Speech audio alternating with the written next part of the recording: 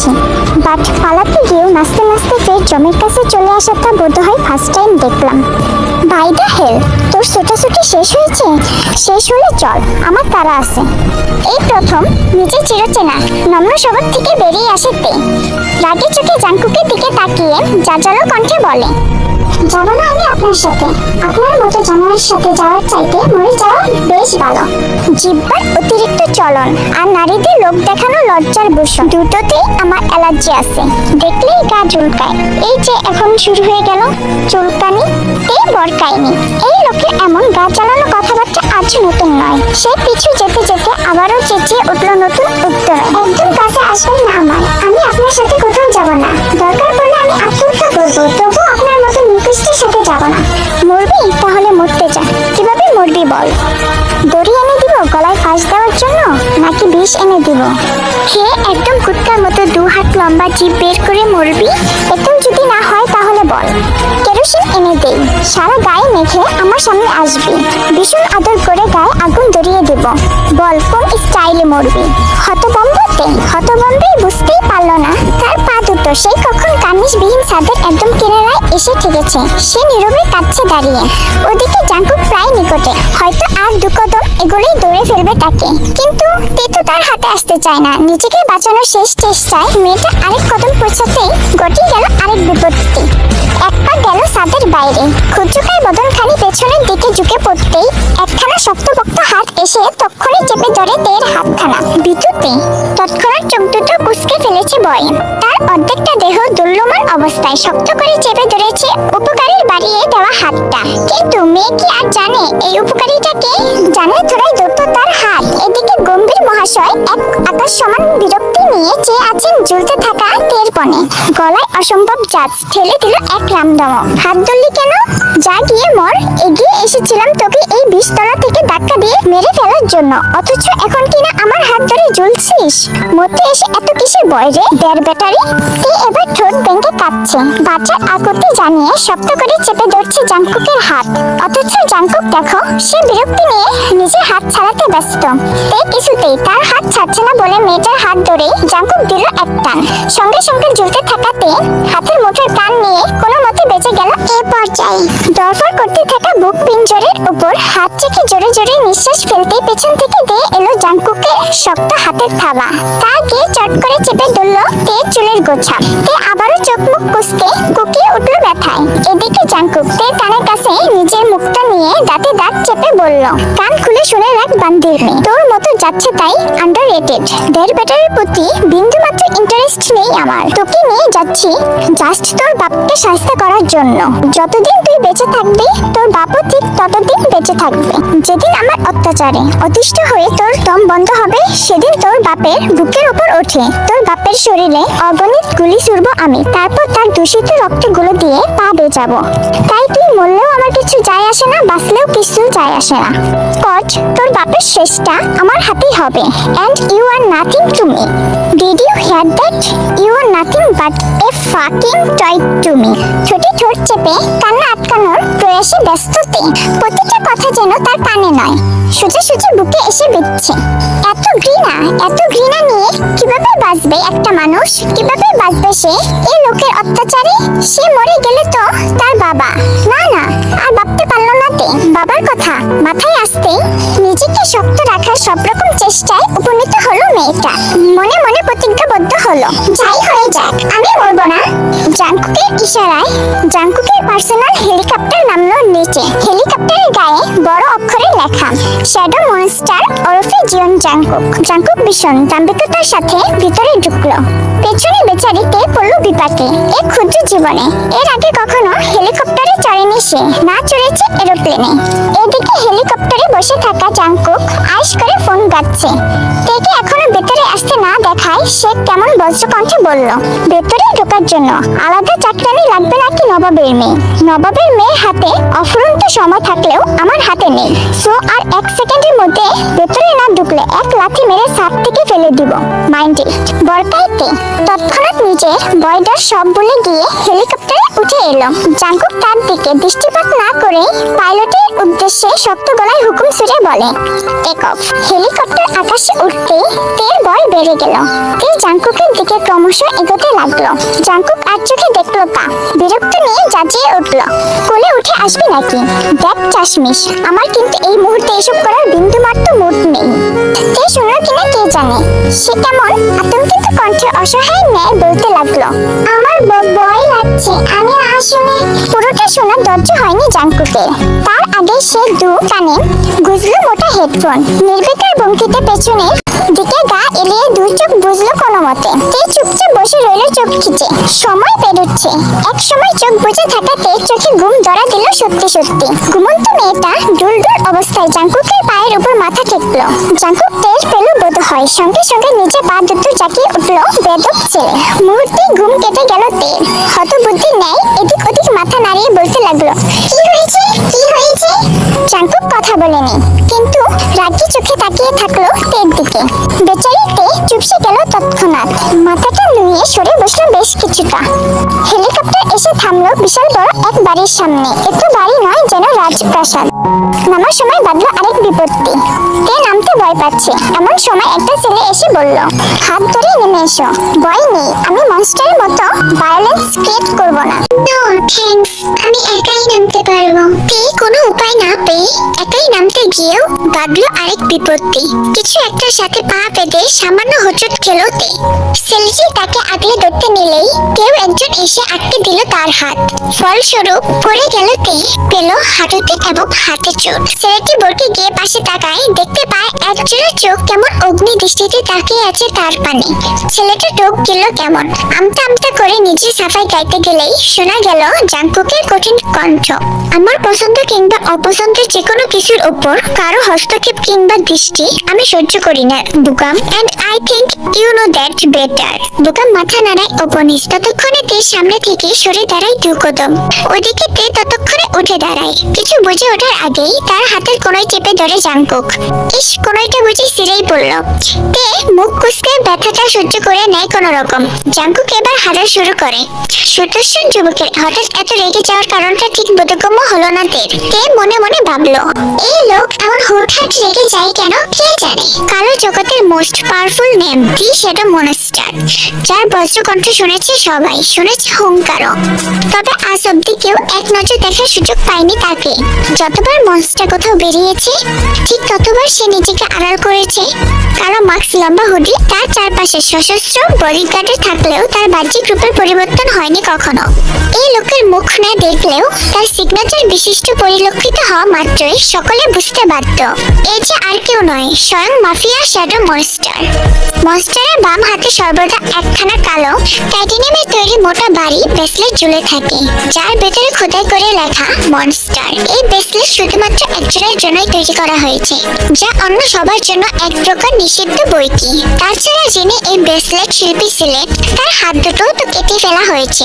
Cause মাফিয়ার monster doesn't share anything to anyone. তের হাতের কোনোই ধরে টানছে জাঙ্কুক। মুখখানা তার সেটি গম্ভীর। বলিষ্ঠ পুরুষটা লম্বা লম্বা কদমে হাঁটছে জোরালো গতিতে, অথচ পাশে থাকাতে মেয়েটা রীতিমতো হিমশিম খাচ্ছে ব্যাটার সাথে তাল মেলাতে গিয়ে। একে তো ছোটখাটো মানুষ সে, তারপরও ক্লান্ত। পায়ে অত জোর আসবে কোথা থেকে শুনি? গতকাল থেকে পেটে আদৌ এক টুকরো দানা পড়েছি? পড়েনি তো। তে এবার আর হাঁটলো না, পায়ের গতি বাড়িয়ে দৌড়াতে লাগলো রীতিমতো। হাতটা সারানোর বেশ চেষ্টা হয়েছে ইতিমধ্যে, তবে বেয়াদব লোকটা কি আর অত সহজে সারে? তে দৌড়াতে দৌড়াতে একবার মিনমিন কণ্ঠে বলল, একটু আস্তে হাঁটুন, আমার খুব কষ্ট হচ্ছে। জাঙ্কুক শুনলো কিনা কে জানে, সে তৎক্ষণাৎ পায়ের গতি বাড়ালো আরেকটা। শব্দ মুখাবয়বে কঠিন গলায় চিবিয়ে চিবিয়ে বলল, মরবি না এত সহজে, চল। জাঙ্কুকের এমন কথায় চুপ হয়ে গেল তে। একরাশ কষ্ট হওয়া সত্ত্বেও পা মিলিয়ে দৌড়াতে লাগলো কেমন। এদিকে তাদের পেছন পেছন গম্ভীর মুখে হেঁটে আসছে বোকা। সরু চোখে কেবল ঘুরে ঘুরে দেখছে তেকে, মনে মনে বারবার আওড়াচ্ছে, মেয়েটাকে কেন তুলে আনলো মনস্টার। ওকে ওকে বাকি মেয়েদের মতো আর ভাবতে পারলো না বোকা।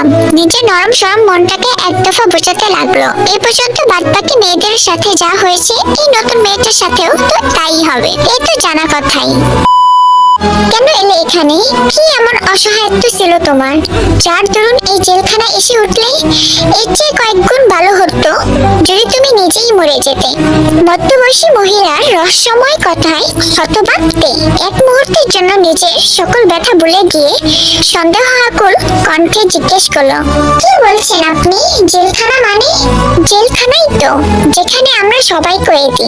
হয়তো মৃত্যুর আগে এখান থেকে বেরোনোর পথ নেই আমাদের, সেক্ষেত্রে এটা জেলখানা নয় তো কি? এই কথা বলতে ভুলে গেল এক অজানা বয়। তখন মহিলাটি বলল, তুমিও নিশ্চয়ই মনস্টারের শত্রুপক্ষের কেউ?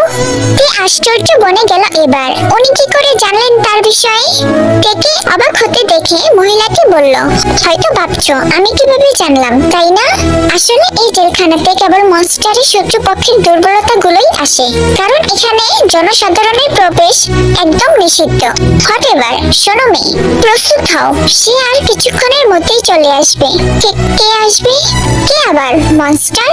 মহিলাটির কথায় হতবাক হয়ে নড়েচড়ে বসতেই নিজের শরীরের দিকে খেয়াল করলো তে।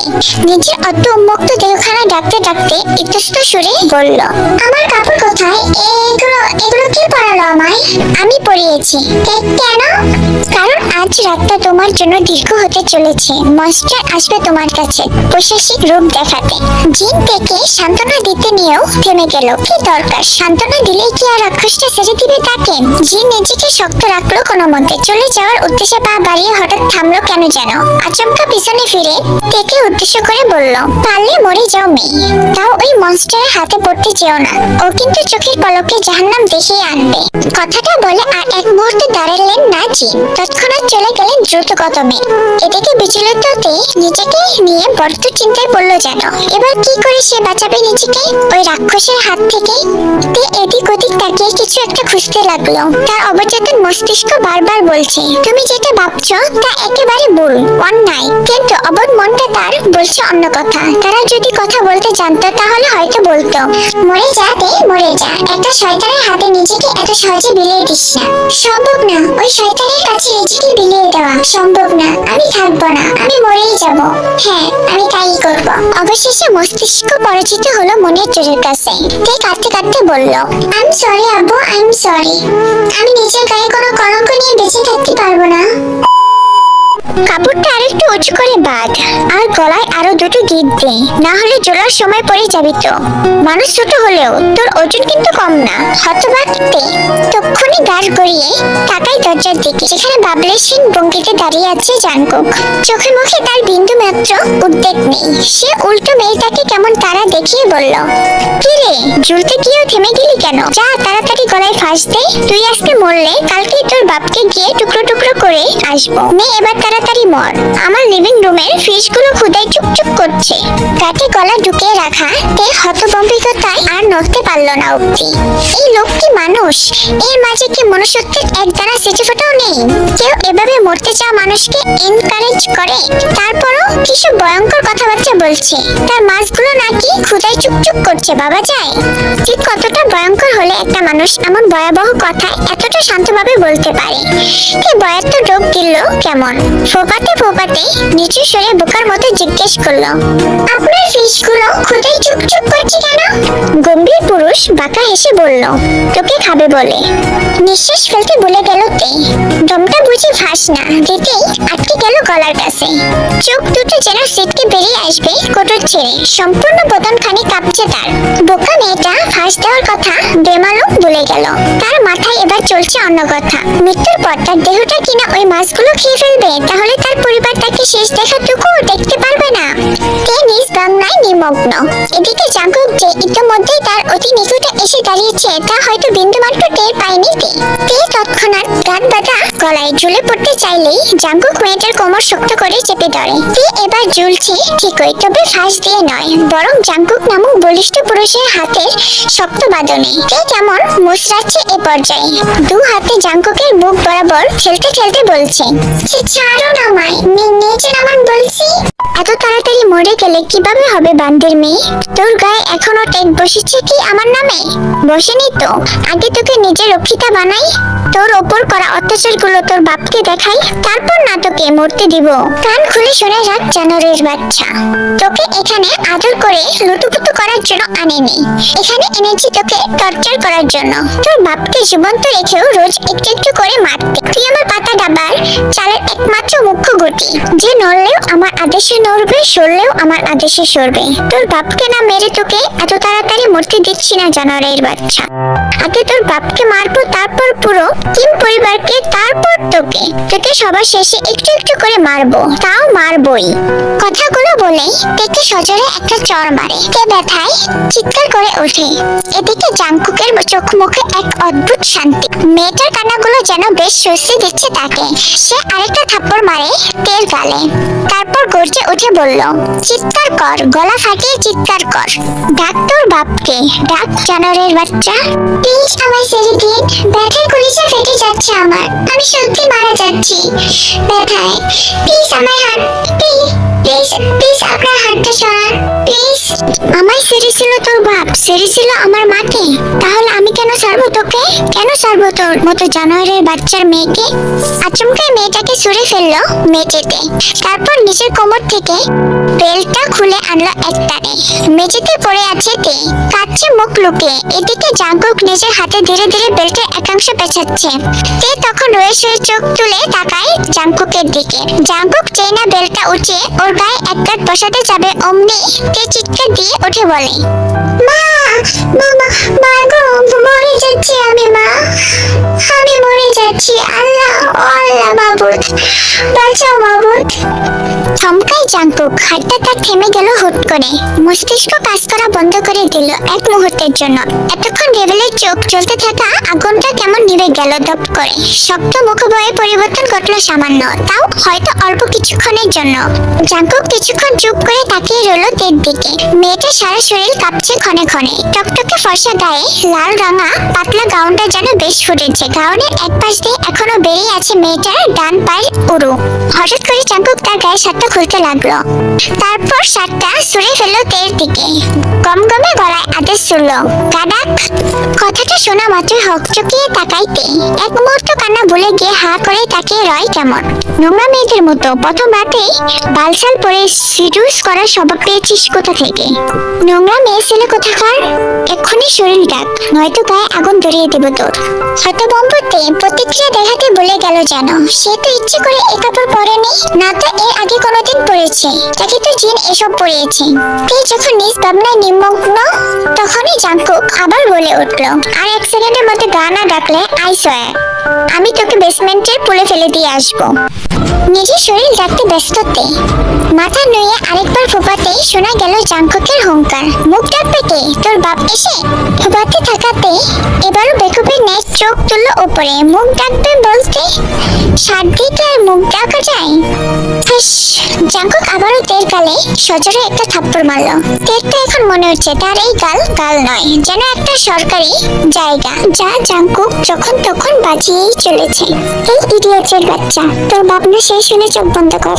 চোখ বুঝে থাক ইডিয়েট, আমি না বলা পর্যন্ত চোখ একদম খুলবি না, খুললেই তোর চোখ আর চোখের মধ্যে থাকবো না। কেন চোখ কেন বন্ধ করবো? ঠাস, বন্ধ করতে বলছি মানে বন্ধ করবি, এত কথা কেন? তে তৎক্ষণাৎ চোখ বুঝে ফেললো। জাঙ্কুকের ভয়ে আর সে চোখ খুলেনি। কিছুক্ষণ পর জাঙ্কুক তাকে বলল চোখ খুলতে। তে পিটপিট করে চোখ খুলে তাকাতেই ভয়ে চিৎকার করে উঠে বলল, ও মা গো বাঘ, ওকে সরান আমার পাশ থেকে, সরান, আমার খুবই ভয় করছে, নিশ্চয়ই নিতে কষ্ট হচ্ছে। মেয়ে মানুষের জান আর কই মাছের প্রাণ, দুটোই এক, বড্ড শক্ত, খুব তাড়াতাড়ি মরে না তারা, তুইও মরবি না। I am hungry. যতক্ষণ না আমার খাওয়া শেষ হবে ঠিক ততক্ষণ তোরা দুজন চিৎকার করে যাবি। যদি ভুলেও আমার খাওয়ার মাছ পতাতোদের দুজনের মধ্য থেকে কারো চিৎকার থেমে যায় তাহলে কিন্তু তোর শেষ নিঃশ্বাসটা আমার হাতেই ত্যাগ হবে। সো ভুলেও আমার খাওয়ার মাঝখানে চিৎকার থামাবি না। আমি আবার কারোর বয়াদ্দ চিৎকার না শুনে খেতেই পারি না। জাংকুকের কথা শুনে তে নিঃশ্বাস নিতে ভুলে গেছে। যেমন বাঘের সাথে একজন মানুষ কিভাবে চিৎকার করবে? যেহেতু মনস্টার বলেছে সেহেতু তাকে চিৎকার করতেই হবে, নাহলে যে এই শয়তান বেটা সত্যি সত্যি বাঘের পেটে চালান করে দিবে। নে শুরু কর। It's impossible. মনস্টারের সাথে রাত কাটিয়ে এই মেয়ে অক্ষত আছে কিভাবে? মেয়েটির ও তো মরেনি। ওই দেখো ও নিঃশ্বাস নিচ্ছে, তার মানে অসম্ভব অসম্ভব। এর আগে মনস্টারের ক্ষুধা মেটাতে গিয়ে কেউ তো বেঁচে ফেরেনি, তাহলে এই মেয়ে বেঁচে গেল কিভাবে? কিভাবে ফিরল অক্ষত ভাবে? তারা ওকে দেখেও না খেয়ে থাকলো কিভাবে? কিভাবে কিভাবে কিভাবে? জিন তড়িঘড়ি করে তের শরীরে হাত দিতেই দেখলো মেয়েটার সারা গা তো জ্বরে পড়ে যাচ্ছে। জিন তৎক্ষণাৎ বিচলিত হলেন। দু হাতে তের উষ্ণ গতখানা ডাকতে ডাকতে যিশুকে উদ্দেশ্য করে বললেন, তাড়াতাড়ি ডক্টর নিয়ে এসো, যাও। যিশু তড়িঘড়ি করে মাথা নাড়িয়ে চলে গেল ঘর ছেড়ে। বাড়িতেই ডক্টর আছে, মহিলা ডক্টর। এখানকার মানুষের যিনি সবসময় সেবা দিয়ে থাকেন। খোঁজ নিলে জানা যাবে এই ডক্টর মহিলাও হয়তো কোনো না কোনো ভাবে মনস্টারের শত্রুপক্ষের দুর্বলতা। এদিকে জিন তের দিকে তাকিয়ে বলল, তোমাকে যেহেতু প্রথম রাতে মারেনি, তার মানে তোমার কপালে আরো ভোগান্তি আছে মেয়ে, হয়তো তা সবার চেয়েও বেশি। হঠাৎ করেই তে জিনকে জড়িয়ে ধরে মিনমিন সুরে বলল, আম্মু আম্মু কখন এলে? মাথাটা খুব ব্যথা করছে জানো, একটু হাত বুলিয়ে দিবে? আমার পেটে বড্ড খিদে লেগেছে, কাল থেকে এক ফোঁটা পানিও খেতে পারিনি, যদি পারো এক লোকমা খাবার খাইয়ে দিবে? আমি উঠতে পারছি না মা, শরীর ব্যথা করছে, সহ্য হচ্ছে না আমার কিছু। জিন নিজেকে আর ধরে রাখতে পারলেন না, বুকে তুলে নিলেন। তারপর উদ্বিগ্ন হয়ে জিজ্ঞেস করলেন, কি হয়েছে তোমার? কাঁদছো কেন এভাবে? তে কাঁদতে কাঁদতে হেসতে তুলে বলল, তুমি আমার আম্মু নও, আমার আম্মুর গায়ে ঘ্রাণ নেই তোমার গায়ে। তার মানে আমি এখন এই নরকেই আটকে আছি, মরিনি এখনো? কেন বললাম না আমি? আমি তো আর সহ্য করতে পারছি না এসব, সত্যি পারছি না সহ্য করতে। আসলে সোনা, আমি তোমার মা নই। আচ্ছা, তুমি বলছিলে না তোমার খিদে পেয়েছে? দাঁড়াও, আমি তোমার জন্য খাবার নিয়ে আসছি, তুমি ততক্ষণে ফ্রেশ হয়ে আসো, কেমন? কিন্তু আমার তো কোনো ড্রেস নেই। আচ্ছা দাঁড়াও, আমি খুঁজে দেখছি তোমার মাপের কোনো ড্রেস পাই কিনা। কিছুক্ষণের মধ্যেই জিন কিছু কাপড় নিয়ে আসলো। তারপরে তেকে উদ্দেশ্য করে বলল, আসলে তোমার মাপ অনুযায়ী কোনো কাপড় নেই আমার কাছে, তবে এগুলো পেয়েছি যা একটা সময় যিশু পরতো। ওর এখন আর এসব সাইজে হয় না, তাই ভাবলাম তোমাকে। আচ্ছা, তুমি কি এগুলো পরবে? জিনের এমন ইতস্ততা স্বাভাবিক। কে কিছুক্ষণ কাপড়গুলোর দিকে এক দৃষ্টিতে তাকিয়ে থেকে কেমন আহত হাসলো। হাত বাড়িয়ে কাপড়গুলো নিতে নিতে আওড়ালো, এখন অত পছন্দ অপছন্দ দেখিয়ে লাভ আছে? পড়তে যেহেতু হবে সেহেতু অত কথা বাড়িয়ে লাভ নেই। তে চলে গেল ওয়াশরুম। পেছনে দাঁড়িয়ে থাকা জিন কেমন ক্ষুদ্র নিঃশ্বাস ফেললেন। কিছুক্ষণ দাঁড়িয়ে থেকে তিনিও চলে গেলেন রুম থেকে। তে গোসল দিয়ে বের হয়েছে বেশ কিছুক্ষণ হলো, এসে দেখে জিন করেনি। তারপর মনে মনে আওড়ালো, আর ঠিক কতদিন এই জ্বালা সইতে হবে আমার? আর কতদিন ওই নরপিশাচের অত্যাচার সহ্য করতে হবে? আমি কি আজও কোনোদিন রেহাই পাবো ওর হাত থেকে? ভাবতে ভাবতেই তে হঠাৎ টের পেল তার পেটের গুড়গুড়ানি শব্দ হচ্ছে। এখন তো পাকস্থলীও বোধহয় ডেকে বলছে, এবার দয়া করে একটু খাবার খা বোন। সে তৎক্ষণাৎ উদ্বেগ হলো বাইরে বেরোতে। তবে কক্ষের বাইরে একটুখানি উকি দিয়ে যেই না দেখলো দুয়ারে দুধারে দাঁড়িয়ে আছে সশস্ত্র বডিগার্ড। অমনি বেচারির পা দুটো জমে গেল যেন। এখানে পাহারাদার দিয়ে রেখেছে তার জন্য। ওই লোক কি ভেবেছে সে পালিয়ে যাবে? এ আর ভাবতে পারলো না। এই মুহূর্তে ক্ষুধার চোটে বুক ফেটে যাচ্ছে তার। যেভাবেই হোক একটু হলেও খাবার খেতে হবে তার। যেই ভাবে সেই কাজ। তে মনে মনে একটা সাহস সঞ্চার করে কক্ষের বাইরে পা রাখলো। গার্ডগুলো তাকে দেখে মাথা নুয়ে নিল। বিশাল বড় বাড়ি। তে কোন দিক যাবে, কোন দিকে কি করবে কিছুই বুঝতে পারছে না। তাই সে চোখ যেদিকে চায় সেদিকে হাঁটা শুরু করলো। ভূত ভূত চেঁচাচ্ছে বুগাম। তেকে হুট করে সামনে দেখে ভয়ে তটস্থ বেচারা। এদিক দিয়ে বুগাম হাঁটছিল। হঠাৎ করে সামনে এলো তে। দু হাতে গাউন উঁচে এগোচ্ছে মেয়েটা। তাকে দেখে জড়সড় বুগাম একের পর এক প্রলাপ শুনছে, ভূত ভূত। হতভম্বতে হতবাক চোখে এক দফা নিজের দিকে চোখ বুলালো। সে আবার ভূত হলো কবে থেকে? এই লোক কি কয়? এই লোক কি পাগল হয়ে গেল নাকি? তে খানিকটা এগিয়ে আসতে নিলে কিছুটা ভয়ে পিছালো বুকাম। দৌড়ে গিয়ে লুকালো করিডোরে রাখা বড় নারীর ভাস্কর্যের পেছনে। দু হাত দিয়ে তের দিকে দূর দূর করতে করতে শুধালো, এই শু শু বাক বাক শু শু।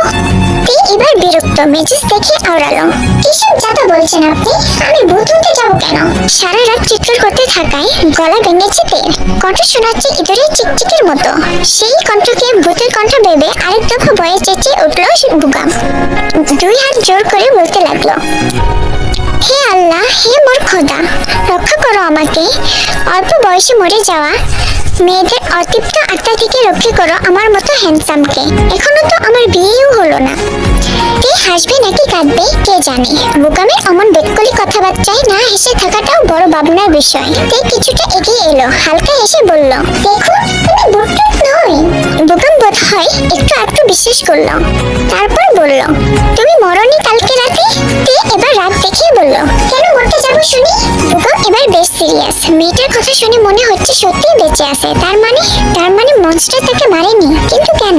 এর আগে তো এ পেলেছে এমনটা হয়নি কখনো। তবে আজ কেন? মেয়েটা কি তবে স্পেশাল কেউ? ওর মাঝে কি তবে স্পেশাল কিছু আছে? বুকাম রয়ে শুয়ে বেরিয়ে এলো ভাস্কর্যের পেছন থেকে। তাই থেকে খানিকটা দূরত্ব বজায় রেখে সন্দেহান গলায় বলল, গলা ভাঙলো কিভাবে? তের মুখটায় সঙ্গে সঙ্গে নেমে এলো রাজ্যের আদার। চোয়াল হলো শক্ত। সে কেমন বাঙ্গা বাঙ্গা কণ্ঠে বলল, কপালে ছিল বলে শত হলেও এই কপালে কুকি নামক অভিশাপ লেগেছে বলে কথা। বাই দ্য ওয়ে, এই কুকিটা আবার কে? তরিত বিস্ফোরিত দৃষ্টিতে তাকাইতে হতবাক কণ্ঠ ফুরে বেরিয়ে এলো, কে আবার? যাকে সবাই মনস্টার বলে। কিন্তু মনস্টারের নাম তো কুকি নয়, ওনার নাম তো জিয়ন জাংকুক। কি বলছেন? তিনি তো আমাদের সবার কাছে পরিচয় দিয়েছে কুকি নামে। বুকামে এবার মাথা গুলাচ্ছে। মেয়েটার কোনো কথাই যেন গটে ঢুকছে না তার। কি সব কুকি কুকি বলছে? বুকাম খানিক চোখ শুরু করে তাকায় তের পনে। অবিশ্বাস্য কণ্ঠে বলে, তুমি সত্যি ভূত নও তো? তে এবার হেসে ফেললো। নিজ থেকে নিজের ডান হাতটা বাড়িয়ে ধরল বুকামের দিকে, বলল, চাইলে পরখ করে দেখতে পারেন। বুকাম আলতো হেসে হাতটা ধরতেই যাবে, অমনি একখানা শক্তপোক্ত হাত এসে তখনই চেপে ধরল তের বাড়ন্ত হাত। অতঃপর চোখের পলকে মেয়েটাকে এক হিসকা টানে নিয়ে এলো নিজের কাছে। ঘটনা প্রবাহ এত তাড়াতাড়ি ঘটলো তে আর বুকাম দুজনেই বুঝে উঠতে পারলো না। তে মাথা উঁচিয়ে দেখে সে আপাতত জাংকুকের বুকের কাছে দাঁড়িয়ে আছে বেশ নিবিড়ভাবে। জাংকুক তার হাতটা এত শক্তভাবে চেপেছে না, মনে হচ্ছে হাতটা বুঝি এই খুলেই পড়বে কবজি থেকে। ওদিকে বুকাম তেমন বয়াত্ত ডোক গিলে মাথা নুয়ে দাঁড়িয়ে আছে। জাংকুক নামক গম্ভীর মুখ পুরুষ তার দিকে তাকিয়ে আছে অগ্নি দৃষ্টিতে। জাংকুক তার কেমির করে কঠিন গলায় ডেকে বলল, go to your room right now. কথাটা বলে জাংকুক তের হাত ছেড়ে দিল। শক্ত মুখে দু হাত পকেটে গুজতেই তে ফিরল তার দিকে। গাড়তেরামি করে বলল, আমি নিচে যাবো, ক্ষুধা পেয়েছে আমার। ঘরে যা, মেড নিয়ে আসবে। জাংকুকের শক্ত কথাতেও শুনল না তে। উল্টো গাড়তেরামি করে ঠাই দাঁড়িয়ে রইলেই মেজাজ খিসল জাংকুকের। তখনই সুদর্শন যুবক এগিয়ে এসে তের ডান হাতটা ঘুরিয়ে পেঁচিয়ে ধরল মেয়েটার পিঠের সঙ্গে। তে কুকি ওঠে ব্যথায়। চোখ মুখ কুচকাতেই তার চোর শক্ত করে আঁকড়ে ধরে জাংকুক। রাগে গস গস করতে করতে আওড়ালো, আরেকবার ওই জিভ দিয়ে আমার অবাধ্যতা করার দুঃসাহস কর। তোর ওই জিভ কেটে রাস্তার কুত্তাকে খাওয়াবো আমি। নিচে যাওয়ার খুব শখ তাই না বান্দির মেয়ে? তাহলে কাছে আয়, তোকে তুলে এখান থেকে ফুটবলের মতো ছুঁড়ে মারি নিচে। তখন শুধু নিচে নয়, একবারে উপরে সহ পৌঁছে যাবি। আজকে উঠেতে খানিক ফোপাতেই তাকে ছেড়ে দিল জাংকুক। দু হাতের পকেটে গুজে বাবলেশহীন ভঙ্গিতে দাঁড়িয়ে শক্ত গলায় বলল, go back to your room now. তে তাই করলো। এক সেকেন্ডে ওখানে দাঁড়ালো না, এক দূরে নিজের রুমে চলে গেল। এদিকে তে চলে যেতে শক্তিশালী পুরুষ বুকামের গলা চেপে ধরে ধীরে ধীরে উপরে তুলছে। রাগে জাংকুকের গাড়ির রগগুলো কেমন ফুলে উঠেছে, ফর্সা মুখখানা কেমন লাল হয়ে গেছে। বুকাম যখন নিজেকে ছাড়ানোর জন্য হাত পা ছুটছে, ঠিক তখনই জাংকুক কেমন হিংস্র হুঙ্কার সুরে বলে, আমার শিকারের দিকে হাত বাড়ানো তো দূরের কথা, নেক্সট টাইম জাস্ট চোখ তুলে তাকালেও তোর কলিজা টেনে ছিঁড়ে নিয়ে আসবো। ব্লাডি, একদম মেরে ফেলবো তোকে। কি হয়েছে তোমার? হুট করে এত রেগে গেলে যে? না রেগে নেই আমি। খাবারটা খেয়ে নাও। শুনলাম তোমার নাকি খুব ক্ষুধা পেয়েছে। খাবো না আমি, নিয়ে যান এসব। ওমা কেন? তুমি না বললে তোমার খুব ক্ষুধা পেয়েছে? তাহলে এখন খাবে না কেন? প্লিজ কৈফিয়ত শুনতে চাইবেন না। কিছু খাবার নিয়ে যান, আমার ক্ষুধা পেটেই মরে গেছে। বাংলার শেষ নবাবের বংশধর ওরফে শ্রেষ্ঠ নাকে কাঁদুনি, কথায় কথায় গাল ফুলানি, খাবার খাচ্ছিস না কেন? জাঙ্কুকের কথা শুনে জিন তের থেকে দূরে সরে মাথা নিচু করে দাঁড়িয়ে রইল। আর তে বিরক্ত সুরে বলল, খাবো না আমি, তাতে আপনার কি? দেখি আমি না খেয়ে মরতে পারি কিনা। জাঙ্কুক জিনের দিকে তাকিয়ে জিনকে বলল, আউট। জিন তক্ষুনি মাথা ঝাঁকিয়ে চলে গেলেন ঘর ছেড়ে।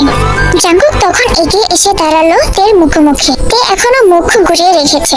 জাঙ্কুক তখন শক্ত হাতে মেয়েটার মাথা ঝাঁকিয়ে কটমট করতে করতে বলল, don't you dare to ignore me কটকটনি। নেক্সট টাইম থেকে আমি কথা বলার সময় তোর সম্পূর্ণ মনোযোগ যেন অলওয়েজ আমার ওপরেই থাকে।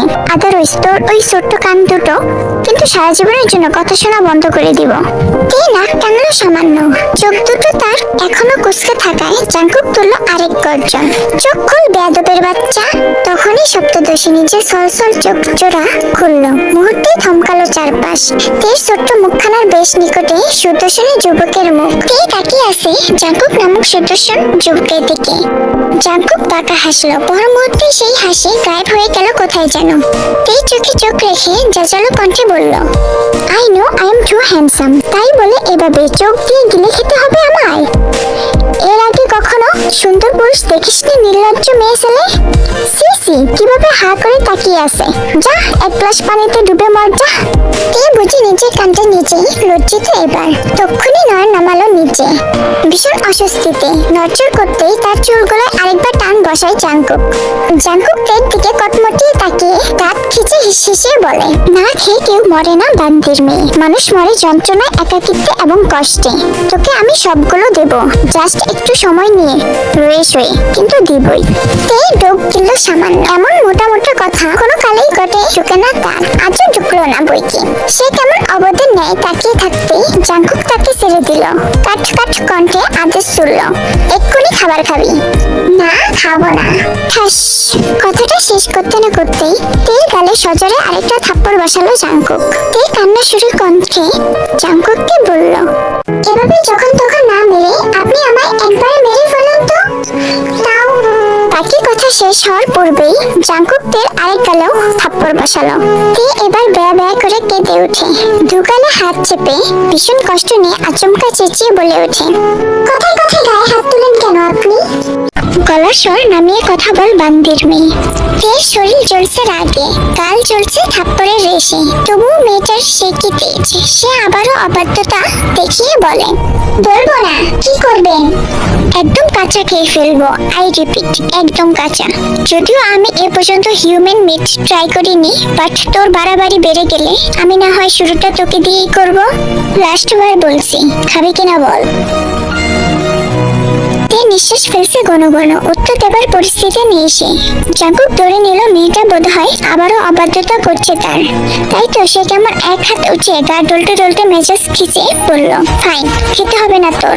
এমনিতেও গত রাত থেকে আমার প্রাণা যথেষ্ট ক্ষুধার্ত। চল তাহলে তোকে ওর পেটে চালান করে দিয়ে আসি। ওঠ। প্রাডার কথা শুনতেই তের একটা যাই অবস্থা। সে দিন দুনিয়া ভুলে বয়স্ত ডোক দিলে বলতে লাগলো, এই না না না, খাচ্ছি আমি, এই দেখো খাচ্ছি আমি, তবু আপনার প্রাডাকে ডাকবেন না প্লিজ। কি ব্যাপার বুগাম, আমায় দেখে হঠাৎ করে এত ভরকি গেল কেন? বুগাম আমতা আমতা করছে, শুকনো ফাঁকা ডোক গিলে কোনো মতে বলছে, কই না তো। সুগা বিচক্ষণ মস্তিষ্কের মানুষ, মিথ্যেগুলো খুব সহজেই ধরে ফেলতে পারে তিনি। শত হলেও মনস্টারের right hand and best friend বলে কথা। মনস্টারের মতো একটু একটু ভয়ঙ্কর না হলে কি আর হয়? সুগা ক্রমশ এগিয়ে যাচ্ছে বুগামের দিকে, আর বুগাম ভয়ে ভয়ে পিছাচ্ছে।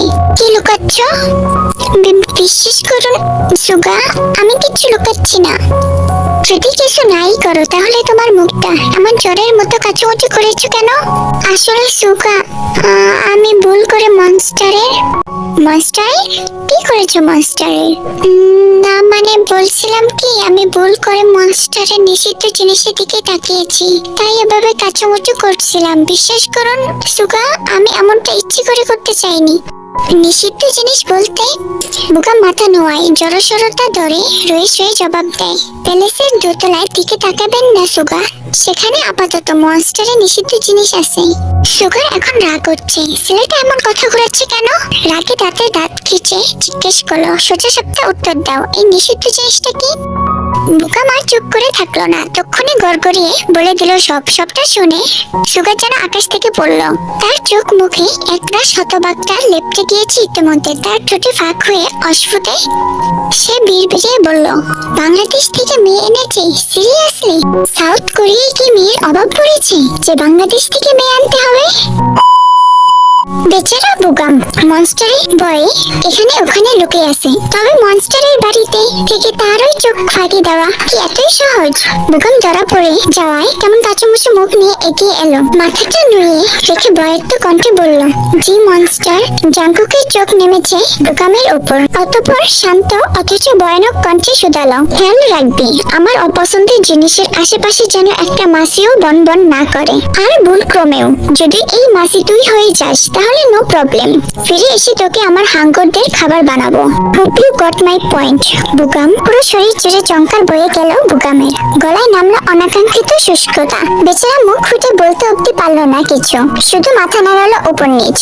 জাঙ্কুক আর বলল না কিছু। বুগাম তৎক্ষণাৎ পথ থেকে সরে দাঁড়াতেই জাঙ্কুক গটগট পায়ে হেঁটে চলে গেল। এদিকে সে যেতেই বুকের উপর হাত থেকে বড় বড় নিঃশ্বাস ফেলতে লাগলো বুগাম। বাইরে এত বাতাস, তবু কপালটা কেমন গামছে তার। বেচারা দুগ বুকে পকেট থেকে হাতের রুমালটা যেইনে বের করবে অমনি প্যালেসের দোতলা থেকে বেশি এলো তের বাঙ্কা কণ্ঠ, এই যে শুনছেন? এবার বুঝি বয়ে হার্টবিট বন্ধ হয়ে যাবার উপক্রম বুগামের। বেচারা হাত পা কাঁপছে অনবরত। মেয়েটা তাকে ডাকছে কেন সে কি জানে না? তার দিকে চোখ তুলে তাকানো সবার জন্য নিষিদ্ধ, সবচেয়ে বেশি নিষিদ্ধ বুগামের জন্য। বুগামের এহেন ভাবনার মাঝে আবারও বেশি এলো তের কণ্ঠ, কি ব্যাপার আপনাকে ডাকছি শুনছেন না যে? বুগাম তৎক্ষণাৎ দু কদম এগিয়ে এসে দেখে নিল মনস্টার এখনো আছে কিনা। যেই না দেখলো মনস্টার প্রস্থান ঘটিয়েছে বেশ আগে, অমনি বেচারা উল্টে ঘুরে এসে দাঁড়ালো আগের জায়গায়। বলেও মাথাটা না তুলে জবাব দিল, কি বলবে? এই মনস্টার আমার সেজে গুজে কোথায় যাচ্ছে? বুগাম কেমন অদ্ভুত হাসলো মেয়েটার কথায়, নজর ঝুঁকিয়ে রেখে কণ্ঠ উঁচিয়ে কেবল জানালো, কোথায় আবার? যার কবরে যাবার সময় এসেছে তাকে কবরে পাঠাতে চাচ্ছে। কেমন আছো কাই? কাই কাঁপছে ভয়ে। এতক্ষণে নেশায় বুধ হয়ে থাকা যুবকের তীব্র নেশাগুলো হুট করেই কোথায় পালালো যেন। সে এবার সজ্ঞানে আতঙ্কিত কণ্ঠে শুধায়, আমায় ক্ষমা করুন সুগা, আমি ভুল করেছি। হ্যাঁ আমি মানছি আমি ভুল করেছি, প্লিজ আমায় মাফ করে দিন, প্লিজ আমায় প্রাণে মারবেন না। সুগা বাঁকা হাসলো, খানিকটা ঝুঁকে এসে দাঁড়ালো কাইয়ের মুখোমুখি। এরপর বলল, তুমি হয়তো বলে যাচ্ছ কাই, মনস্টারের সাথে বিশ্বাসঘাতকতা করা মানে নিজ হাতে নিজের কবর খোঁড়া। তুমি তো বহুদিন আগেই নিজের কবর খুঁড়ে রেখেছো, যেখানে এতদিন যে বেঁচে ছিলে এটাই তো অনেক। বলেই সুগা শীত দ্বারা সোজা করে দাঁড়ালেন, দু হাত পকেটে গুজে তক্ষুনি গার্ডদের উদ্দেশ্যে আদেশ করল, কিপ ইয়োরস হেড ডাউন। কথাটা শোনার সাথে সাথে সকল গার্ডেরা নিজেদের মাথা নুয়ে দাঁড়ালেন। বেশ কিছুক্ষণ পর বেশ ভাব নিয়ে ঢুকলো শ্যাডো মনস্টার। শ্যাডো মনস্টার তার দাম্ভিক কদমে এগিয়ে এসে দাঁড়ালো কাইয়ের মুখোমুখি। কাই মাথা নুয়ে রেখে কাঁপছে, শরীর দরদর করে কাঁপছে তার। মনস্টারের উপস্থিতি টের পেতেই বেচারা হাউমাউ জুড়ে কান্না শুরু করলো। কাঁদতে কাঁদতে বলে ওঠে, প্লিজ ফরগিভ মি মনস্টার, আমি ভুল করে ফেলেছি, আর কোনোদিন এমনটা হবে না monster, please give me a second chance. Where is my pen drive? কাই নিঃশ্বাস আটকে গেল বোধ হয়। বেচারা বেশ কয়েকবার শুকনো ঢোক গেলে আমতা আমতা করছে, সময় নিয়ে বলে ওঠে, আমার কাছে নেই মনস্টার। এ পর্যায়ে বাঁকা হাসে মনস্টার। বাঁকা হেসে খুব নৃশংসভাবে কাইকে জবাই করে মনস্টার, যা মাফ করলাম, তুই তো জানতি আমার কাছে ক্ষমা মানেই মৃত্যু। মনস্টারের এমন নৃশংসতায় বরাবরই অভ্যস্ত সুগা, তবে বাকি বডিগার্ডদের অবস্থা করুন। রোজ রোজ এত নতুন নতুন নৃশংসতার সাক্ষী হচ্ছে তারা, কোনটা ছেড়ে কোনটা ভয় পাবে তারা কে জানে। কাইকে নৃশংসভাবে হত্যা করার সময় জাঙ্কুককে লুকিয়ে লুকিয়ে দেখছিল একটি বডিগার্ড, তা মনস্টারের চোখে পড়ে যায়। কাইকে মারার শেষে মনস্টার যখন ওই বডিগার্ডের সামনে এসে দাঁড়ায় তখনই বডিগার্ডের আর্তনাদ শোনা যায়, ভুল হয়ে গেছে মনস্টার, আমি বলে তাকিয়েছি আপনার দিকে, আর কখনো এমন করবো না মনস্টার, বিশ্বাস করুন আর কোনোদিন করবো না। এবারও মনস্টার বাঁকা হেসে বলতে লাগলো, নেক্সট টাইম বেঁচে থাকলে তো। কথাটি বলে মনস্টার সেই বডিগার্ডকেও নৃশংসভাবে হত্যা করলো। কাজ শেষ। কাইকে মারতে এসে পুরো বার উড়িয়েছে বোম মেরে। শত হলো মনস্টার কখনো নিজের উপস্থিতি সাফ রাখে না।